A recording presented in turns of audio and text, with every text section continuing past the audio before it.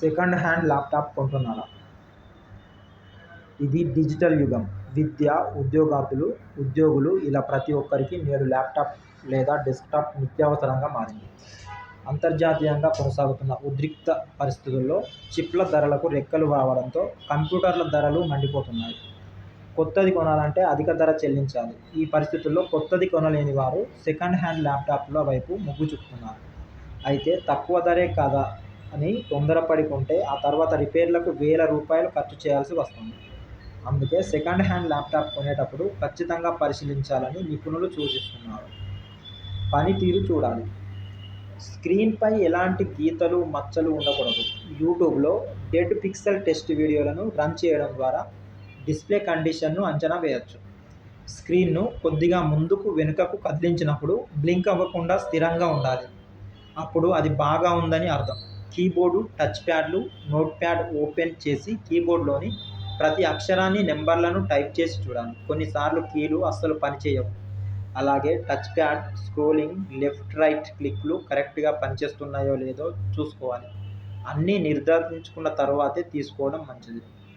పగుళ్ళు లేకుండా మొదట ల్యాప్టాప్ని క్షుణ్ణంగా పరిశీలించాలి. ఎక్కడైనా పగుళ్ళు, సొట్టలు ఉన్నాయేమో చూసుకోవాలి. ఇవి ఉంటే ల్యాప్టాప్ కింద పడిందని అర్థం. దీంతో మదర్ బోర్డుకు నష్టం వాటిల్లే ప్రమాదం ఉంది. అలాగే స్క్రీన్ను 3 నుండి 4 సార్లు తెరిచి, మూసి చూడడం ద్వారా స్క్రూలు పటిష్టంగా ఉన్నాయో లేదో తెలుస్తుంది. ల్యాప్టాప్ వెనుక వైపు ఉండే స్క్రూలను గమనిస్తే అది గతంలో ఎప్పుడైనా రిపేరు అయ్యిందో లేదో సులభంగా గుర్తించవచ్చు. బ్యాటరీ సామర్థ్యం. సెకండ్ హ్యాండ్ ల్యాప్టాప్లో ప్రధాన సమస్య బ్యాటరీతోనే వస్తుంది.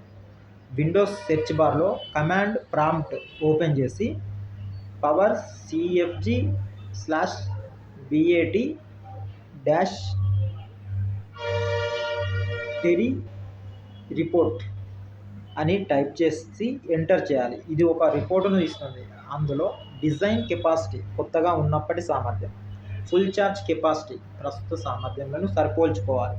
ఈ రెండింటి మధ్య తేడా ఎక్కువ ఉంటే బ్యాటరీ త్వరలోనే పాడైపోతుందని అర్థం.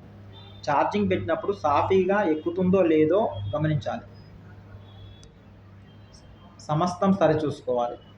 అమ్మే వ్యక్తి చెప్పిన స్పెసిఫికేషన్లు ల్యాప్టాప్లో ఉన్నాయో లేదో తెలుసుకోవడానికి విండోస్ కీ R నొక్కి రన్ బాక్స్లో DIAG అని టైప్ చేయాలి.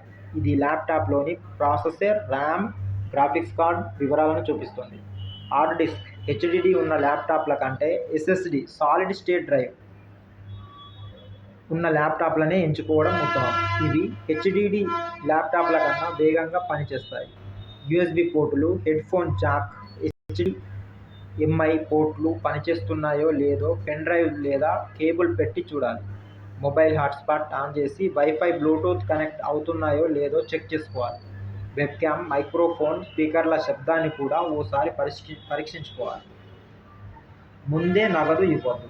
ఆన్లైన్లో కొన్నప్పుడు ల్యాప్టాప్ను తీసుకొని అన్ని పరిశీలించిన తర్వాతే నగదు చెల్లించాలి. ఎట్టి పరిస్థితుల్లోనూ ముందే అడ్వాన్స్ ఇవ్వకూడదు. వీలైతే ల్యాప్టాప్ ఒరిజినల్ బిల్లు, బాక్స్ ఉన్న వాటికే ప్రాధాన్యతనివ్వాలి. సాంకేతిక పరిజ్ఞానం తెలిసిన వాళ్ళు వెంటుంటే మరింత మంచిది.